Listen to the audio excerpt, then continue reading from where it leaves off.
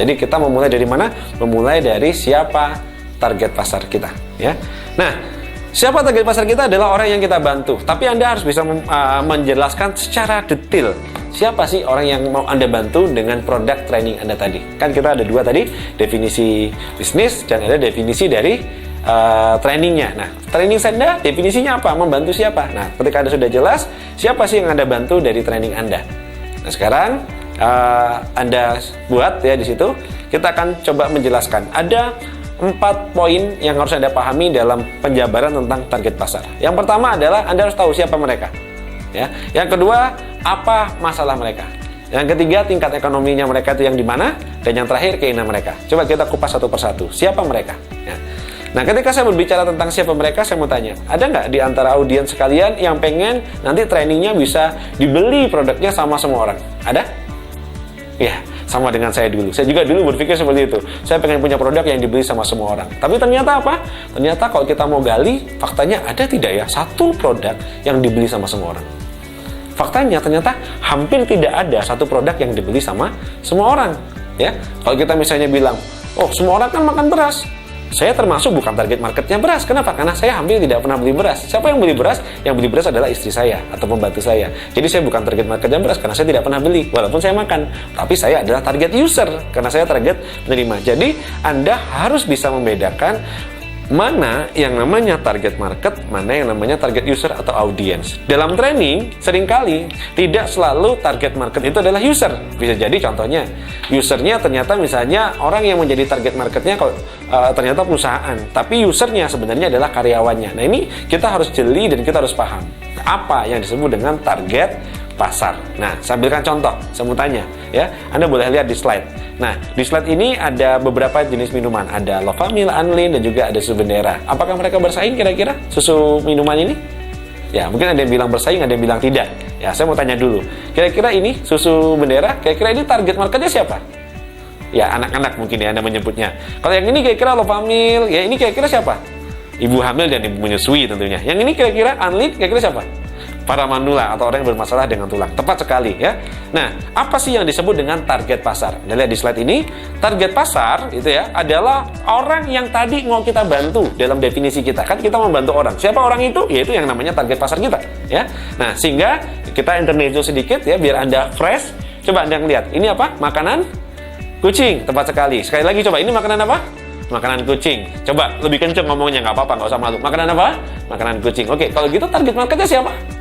Kucing. Nah, kalau Anda bilang target marketnya kucing, maka Anda termasuk yang harus coba refresh dulu ya. Kita harus paham dulu, harus jelas dulu apa yang disebut dengan target market. Nggak mungkin kucing adalah target market kita ya. Coba kita lihat. Target marketnya pasti adalah pemilik kucing. Tentunya bukan kucing ya. Makanan kucing ini yang disisir adalah pemilik kucing. Tapi kucing adalah sebagai target user. Nah, sehingga Anda harus bisa membedakan apa yang disebut dengan target market. Yang pertama, target market adalah orang yang butuh. Oke, ya. Yang pertama adalah orang yang butuh. Yang kedua, orang yang punya uang. Dan yang ketiga adalah orang yang mengambil keputusan. Oke, butuh, punya uang, mengambil keputusan. Nah, pertanyaan saya, tadi dalam konteks makanan kucing, siapa yang butuh? Kucing atau pemilik kucing? Ya, pasti adalah pemilik kucing. Karena kalau kucing mungkin dia butuhnya sebenarnya makan salmon segar, makan ikan. Tapi pemilik kucing kamu repot karena dia butuh kerja, repot dan lain-lain, dibelinya aja makanan kucing. Itu yang pertama ya. Yang kedua, yang punya uang siapa? Kucing atau pemilik kucing? Nggak mungkin ya, ada kucing punya duit kecuali kucing garong. Pasti yang punya uang adalah pemilik kucing. Yang ketiga, yang mengambil keputusan beli merek apa siapa kira-kira? Kucing atau pemilik kucing? Iya, tepat sekali, pasti pemilik kucing. Sehingga udah jelas target marketnya adalah pemilik kucing. Kalau mau dispesifikkan adalah pemilik kucing hias, ya. Jadi bukan kucing. Nah, kucing sebagai target user. Nah, kita harus bisa membedakan sama dengan training. Nah, training kita ada yang sama, target user dan target marketnya ada juga yang berbeda. Misal contoh, di training-training tertentu bisa jadi adalah target marketnya, target usernya yang menikmati adalah karyawan. Tapi yang beli dan mengambil keputusan adalah perusahaan. Maka perusahaan sebagai target market, karyawan adalah sebagai target user. Nah, itu yang harus Anda pahami. Contoh kayak case tadi, susu bendera. Benarkah target marketnya anak-anak? Nah, ternyata tentu bukan kan? Target marketnya adalah ibu-ibu muda, anak-anak sebagai target usernya. Nah, sekarang Anda sudah bisa membedakan. Untuk itu, maka Anda harus mengisi, yuk keluarkan lagi modulnya, masih ingat? Cek di modul Anda di situ. Nah, Anda buka di situ halaman yang menjelaskan tentang ya target pasar. Nah, di sini Anda isi siapa target pasar Anda. Nah, jadi Anda harus jelas dan siapa target audiens Anda. Anda harus bisa membedakan mana yang disebut dengan target pasar, mana yang disebut dengan target audiens. Silakan Anda isi dulu siapa target pasar dan siapa target audiens. Anda isi dulu di tools atau handout Anda dulu ya. Target pasar adalah orang yang butuh, punya uang dan mengambil keputusan untuk trading Anda. Yang namanya target user adalah orang yang menikmati. Kalau sama boleh apa tidak? Nggak apa-apa. Kalau memang target user dan target marketnya sama, maka Anda isi sama saja. Oke? Bisa? Oke, saya beri kesempatan untuk Anda mengisi dulu. Boleh Anda pause dulu. Dan nanti setelah Anda selesai, baru silakan Anda lanjutkan lagi video ini. Oke, sudah. Saya anggap Anda sudah menyelesaikan, Anda mengisinya. Sekarang kita lanjutkan lagi. Setelah Anda benar-benar yakin mengisi siapa sih yang namanya target user dan target market Anda spesifikkan ya. Siapa mereka, pekerjaan mereka gitu ya. Jadi mereka itu siapa sih? Misalnya saya adalah tadi misalnya pebisnis mungkin terlalu umum. Tapi kalau spesifik misalnya pebisnis itu yang saya kategorikan adalah UKM yang dia misalnya punya omset di bawah 1 miliar gitu ya. Mereka masih startup gitu. Mereka rata-rata adalah usahanya usaha di bidang apa. Nah, Anda boleh menjabarkan secara detail seperti itu. Nah, kalau Anda sudah, sekarang kita akan masuk yang kedua. Yang kedua adalah setelah kita tahu siapa mereka, maka kita harus tahu apa yang menjadi masalah mereka. Jadi kita harus memahami masalah mereka apa. Jadi mereka ini punya problem apa? Karena apa? Ingat, bisnis adalah usaha membantu. Membantu apa? Membantu menyelesaikan masalah. Maka Anda harus tahu. Anda akan dibayar kalau kita mampu menyelesaikan masalah mereka. Nah, maka Anda harus tahu apa yang kira-kira masalah yang bisa Anda selesaikan. Saya ambilkan contoh, misalnya pelatihan saya di bidang BRM, Business Roadmap. Nah, di Business Roadmap, gitu ya, target marketnya itu adalah entrepreneur. Nah, entrepreneur ini sebagai target market kita. Siapa entrepreneur ini? Pemilik usaha yang skalanya mungkin bisa diambil mulai dari SME. Kalau karena kita ngambilnya adalah BRM itu how to grow, mereka yang mau bertumbuh. Nah, setelah kita buat di situ ada entrepreneur sebagai target marketnya, apa problem mereka? Entrepreneur ini masalahnya adalah seringkali mereka tidak punya strategi untuk menumbuhkan bisnis. Jadi mereka otodidak di bisnis asal jalan. Ketika bisnis sudah dibuka, bingung bagaimana ya bisnisnya biar tidak jalan di tempat. Bagaimana bisnisnya biar bisa bertumbuh.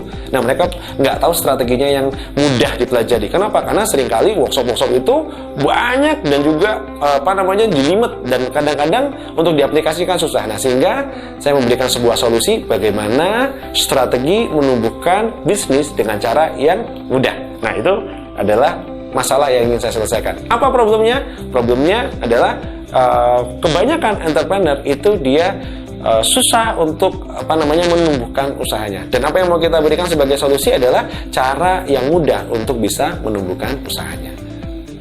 Oke, Anda bisa lakukan. Sekarang silakan diisi apa masalah mereka yang akan Anda selesaikan. Apa masalah mereka yang akan diselesaikan dengan training Anda, dengan modul Anda. Silakan Anda boleh buat.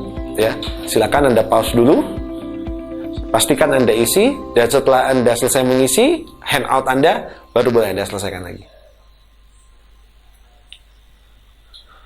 Oke, saya anggap Anda sudah selesai mengisi apa masalah yang akan diselesaikan, gitu ya. Kontes, contohnya kalau dijadi ahli, apa sih sebenarnya problem yang kita selesaikan? Problem yang kita selesaikan dengan jadi ahli.id adalah orang dia mau ikut training, biasanya jauh, biasanya mahal, biasanya waktunya benturan. Jadi ahli menyelesaikan 3 masalah ini. Bagaimana kita memberi solusi training yang dia bisa kapan saja, di mana saja, dengan biaya yang murah. Tentu ini sangat powerful sekali buat orang-orang yang mau belajar dan dia dananya terbatas, atau dia terkendala dengan jarak, atau dia sedang bekerja terrepot, dia tidak bisa meninggalkan keluarganya, maka ini menjadi solusi yang powerful. Nah, Anda harus tahu apa kira-kira yang akan Anda berikan sebagai solusi dari training Anda. Oke, sudah ya? Nah, sekarang kita masuk yang ketiga, demografi ekonomi. Ada 3 pilihan di sini, atas, menengah, dan bawah. Secara ekonomi, segmentasi pasar dibagi dalam 3. Ada atas, menengah, dan bawah. Anda lihat di slide, mereka punya need atau kebutuhan yang berbeda. Kalau kita melihat market yang atas, itu mereka punya kecenderungan prioritasnya untuk mencari kualitas, pelayanan, kenyamanan, dan gengsi. Nah, ini untuk market yang atas, ya. Jadi nggak peduli harganya berapapun dibeli sama mereka karena mereka punya duit. Tapi kalau market yang bawah, dia sangat sensitif sekali dengan kuantitas atau harga. Jadi pokoknya banyak, pokoknya murah. Nah, ini yang bawah. Nah, kalau yang menengah kira-kira gimana? Nah, yang menengah pasti pengennya dua-duanya. Dia pengen dapatnya kualitas pelayanan, kenyamanan, dan gengsi, tapi dengan harga yang murah, tepat sekali. Nah, oleh karena itu, Anda harus menentukan mana yang mau Anda bidik sebagai segmentasi pasar. Karena tiga-tiganya ini berbeda, dan Anda nggak bisa membidik semuanya. Kenapa? Kalau Anda bidik semuanya, maka Anda nggak bisa membuat satu solusi yang tepat sasaran. Nah, apakah Anda mau memberikan kualitas atau Anda mau memberikan kuantitas? Tapi kalau seandainya Anda menengah, maka Anda tetap akan bermain di tengah-tengah yang kualitasnya juga pasti tidak akan sangat powerful sekali, harganya juga pasti tidak akan murah sekali. Nah, silakan Anda pilih dan Anda selesaikan modul pada kolom target market. Oke, nah tadi itu ada 3. Apa tadi 3? Satu, yang pertama adalah siapa yang mau Anda bantu. Ya, Anda jelas dulu target market dan juga target audiens. Yang kedua adalah apa yang menjadi masalah mereka. Yang ketiga tadi kita sudah membahas tentang demografi, dan sekarang yang terakhir. Yang terakhir adalah apa harapan atau keinginan mereka. Nah, kita sekarang sudah tahu contoh target marketnya tadi itu misalnya adalah pengusaha yang masalahnya mereka terbatas dengan waktu, tempat, dan jarak untuk belajar. Nah, yang ketiga ekonominya mereka adalah menengah, yang berarti kalau menengah tadi maka dia punya keinginan apa? Keinginannya pasti cuma ada 3. Yang pertama kalau atas pasti keinginannya tadi apa? Kualitas. Kalau bawah keinginannya adalah kuantitas. Dan kalau menengah pasti pengennya apa? Pengennya mendapat kualitas dan juga kuantitas. Nah, sehingga Anda bisa isikan di kolom yang keempat itu adalah apa? Nah, Anda isikan target market mana yang Anda bidik, tingkat ekonomi mana, maka apa demand atau keinginan yang harus terpenuhi. Nah, sekarang Anda silakan isi, ya, Anda boleh pause dulu, Anda isi di situ kira-kira apa demand atau keinginan dari target market yang menjadi sasaran Anda tadi. Silakan Anda isi dan pastikan Anda isi, baru Anda boleh untuk melanjutkan video berikutnya.